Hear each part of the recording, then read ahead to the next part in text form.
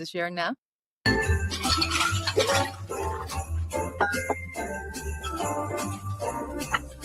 Happy holidays. Well, we'll start. We will be talking about, should we start with our drinks or? Yeah, go ahead and start with the drinks. Mine's a fake drink. Well, actually, I'm just gonna have a glass of wine. Mm. It's an interesting name, so I got it. I actually opened it yesterday, so I have to admit that I tried it. It's the Introvert Cabernet. Like my kind of drink. Yeah. So it's a Cabernet from California, 2023.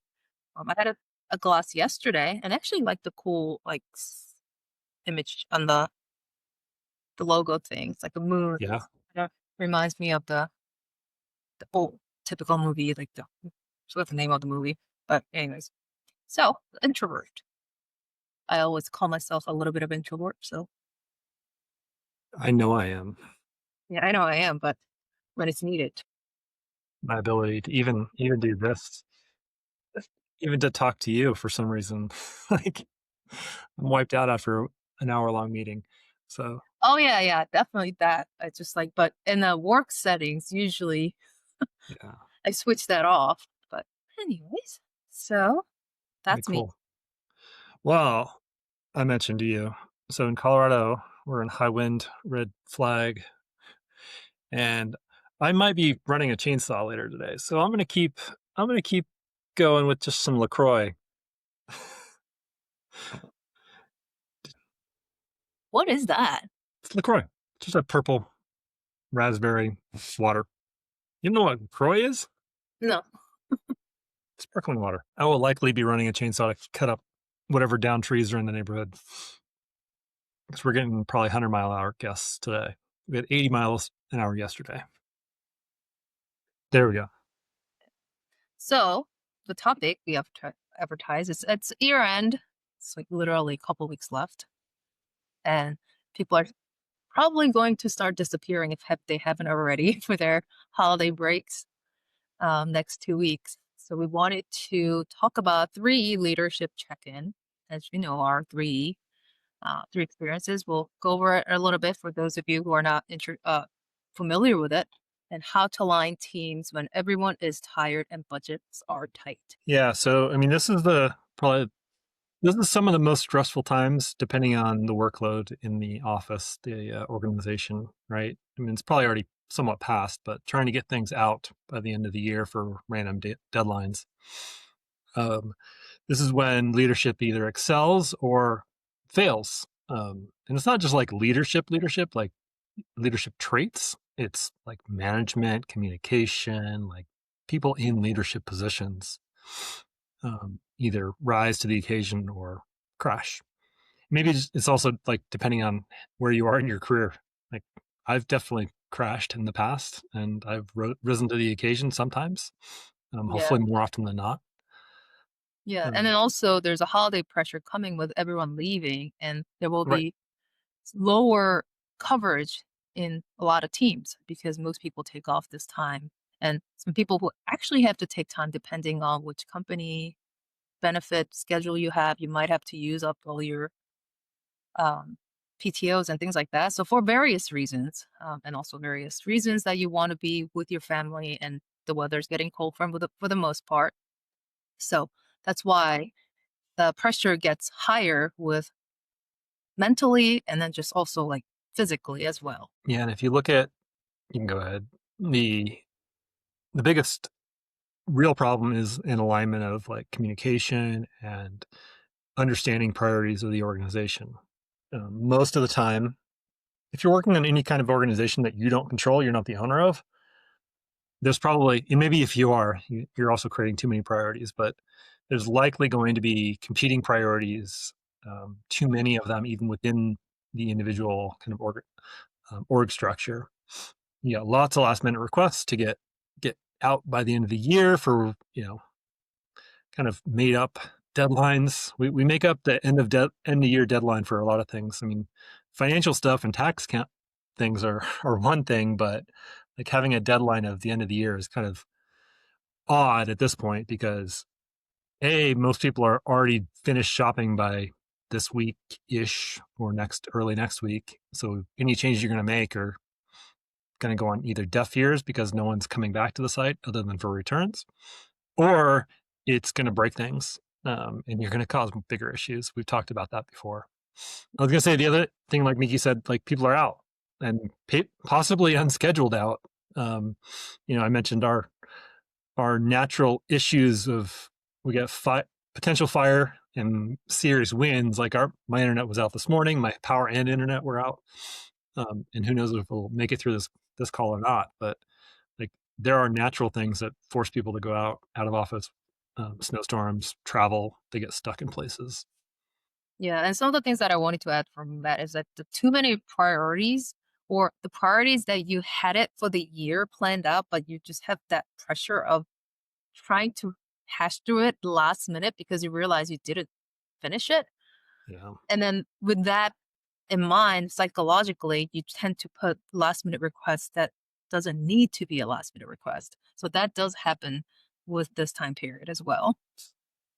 So some real urgencies and some fake urgencies that are kind of all commingled. So it gets a lot of misalignment and issues or frustration for a lot of people during this time. So the 3E leadership lens. So as you know, we always talk about our 3E framework a lot.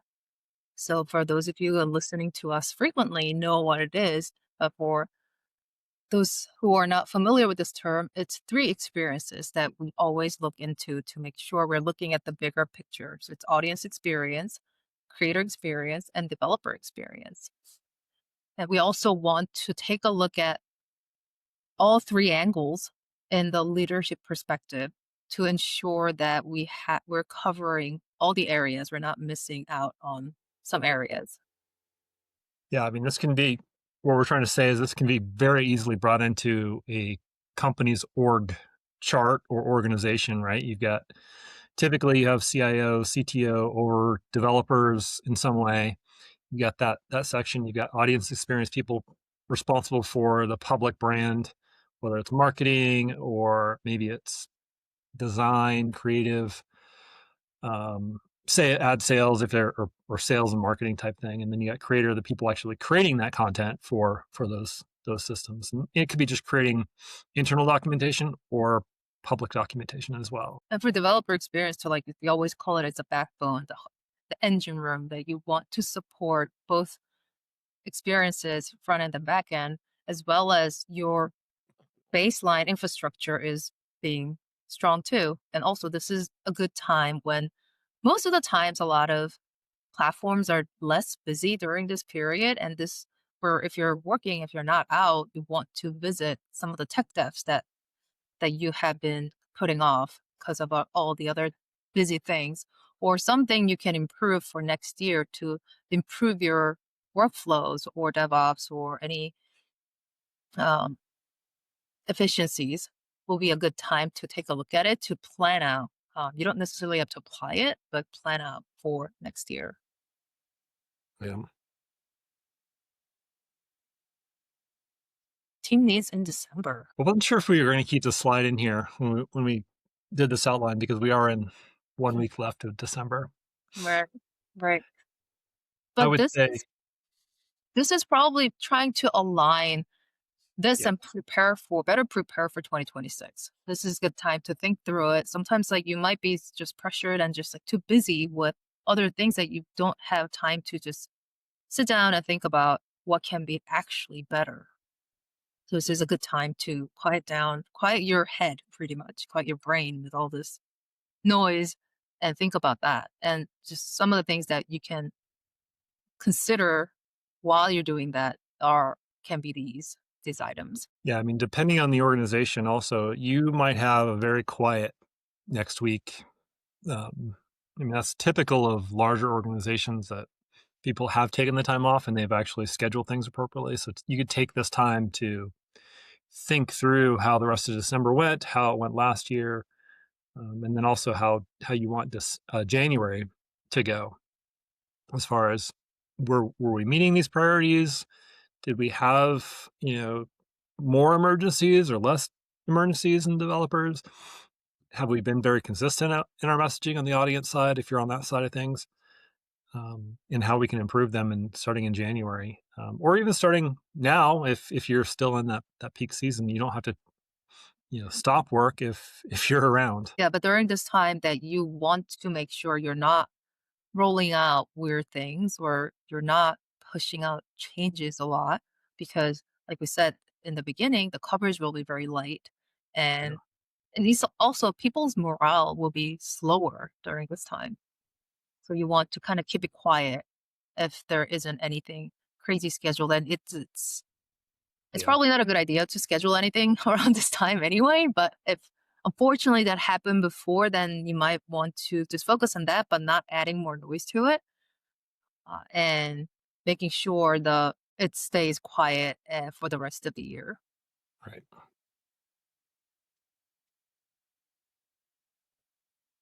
All right, so communication that actually works.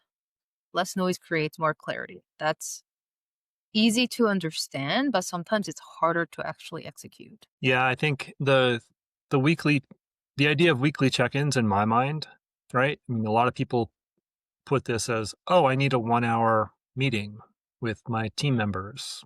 Like, that's something you can do if you're talking about, like, actual planning, actually, like, looking forward for a larger organization, but if you're literally just trying to find out what that person is doing, there are much better ways of doing it than meetings. So, weekly check-in can mean a lot of different things.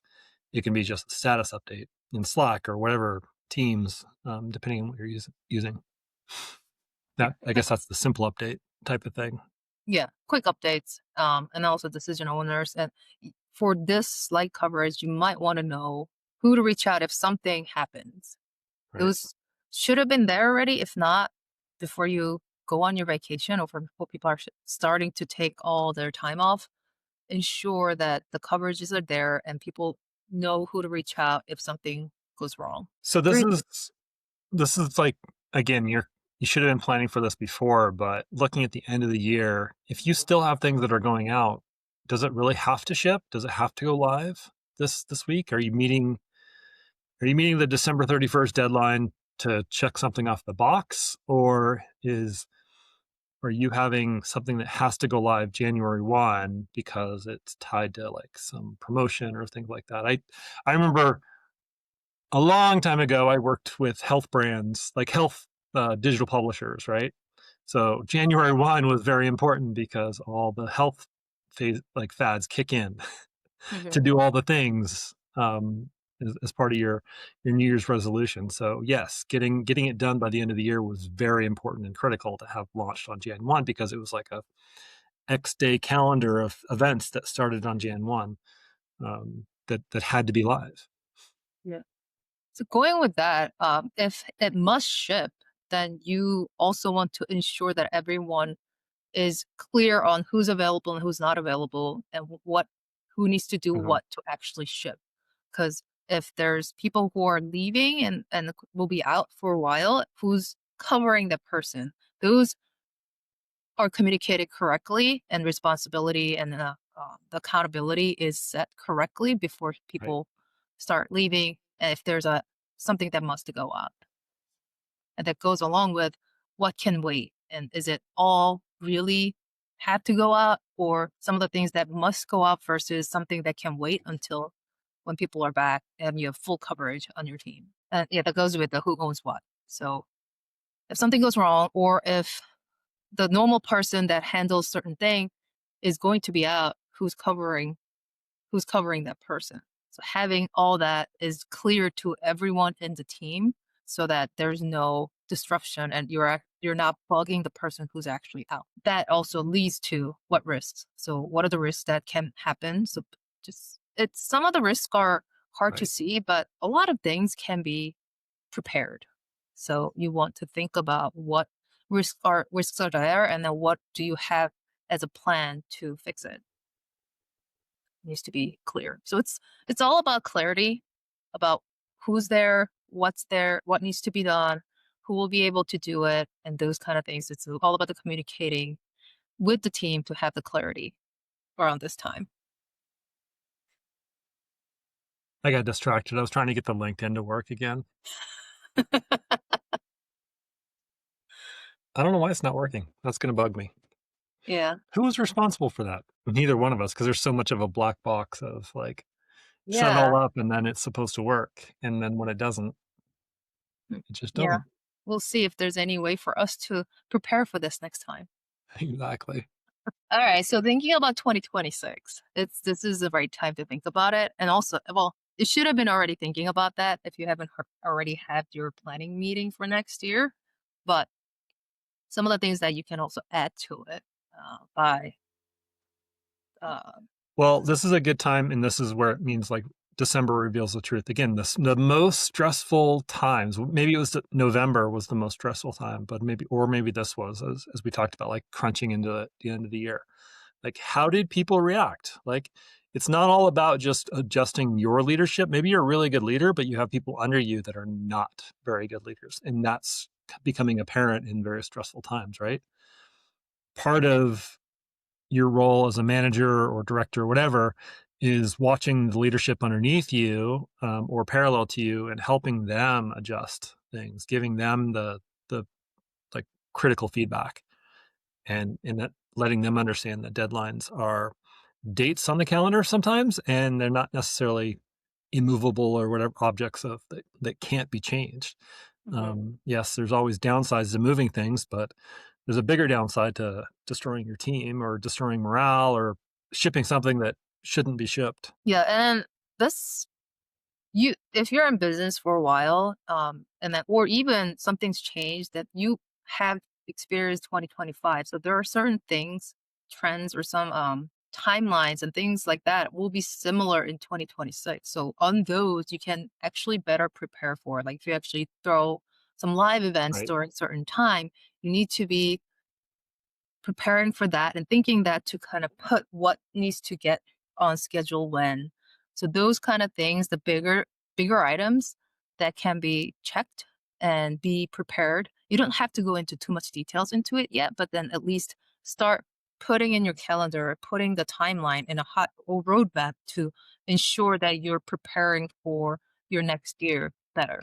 I don't know if there'll be a lot of Q&A on this. I don't know if you had the pre Definitely, since LinkedIn is not even playing, yeah, and then, yeah, we we're do have trying to that. troubleshoot, and I think our team is trying to troubleshoot in the background, and it seems like it's a Riverside that's not connecting right now. So My biggest hopefully question is gonna would be to Riverside. Like, did they try to ship something and break everything yeah. I on a mean, I did Friday afternoon or Friday morning slash afternoon, right before the holidays? yeah, they do ship a lot of features, and then with that, sometimes they break other features and Yeah, then fix it, so hopefully it's gonna get fixed right away because we're still planning speaking of planning for 2026, we are still planning to do monthly lunch yep. and learn, probably in, like, 2nd or 3rd Fridays at the same time. So that's our plan.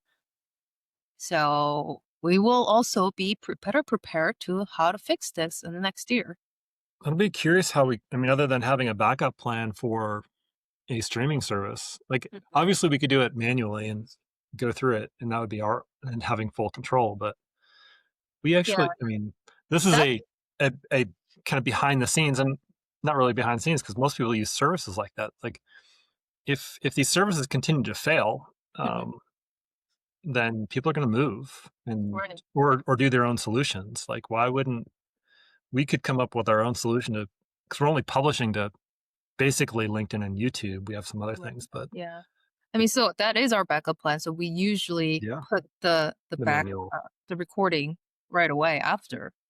Right. But it feels disruptive workflow for us because that's not ideal for us because that's not what we planned.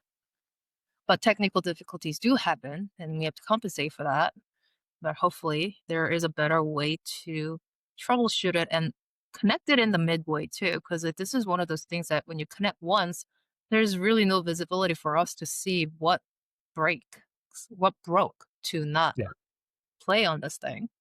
Yeah, a tool like this, there's no UI for us to, like, disconnect and then reconnect manually. Like, Mhm.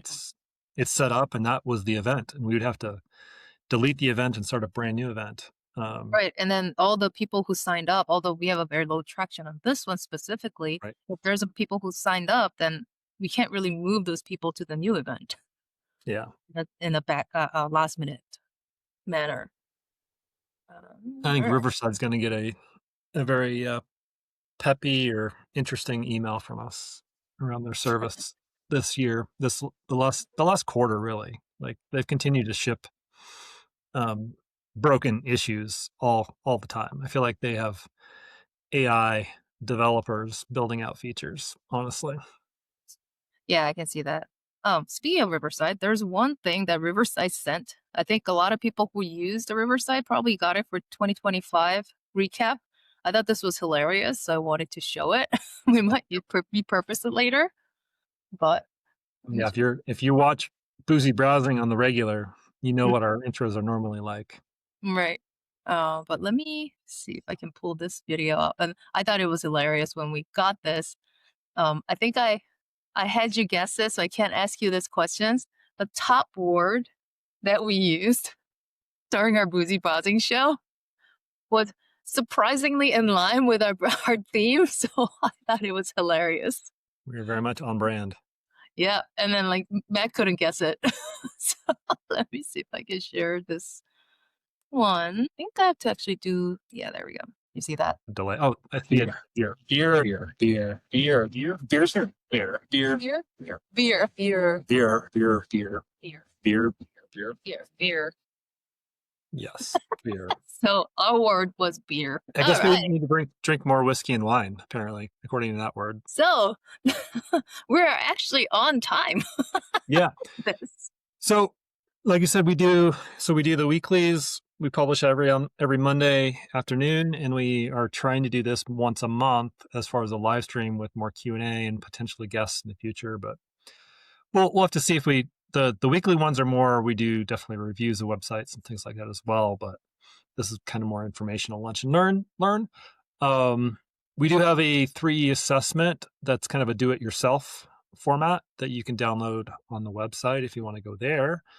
And otherwise, I think we're done for the year, other than the things we have scheduled for publishing, right? Yeah, yeah, we're done for the year. This is our last one for the year, Yeah. and we'll see you guys in 2026. All right. Goodbye, everyone. All right. Happy New Year. Stay tuned for the next episode on Monday afternoon.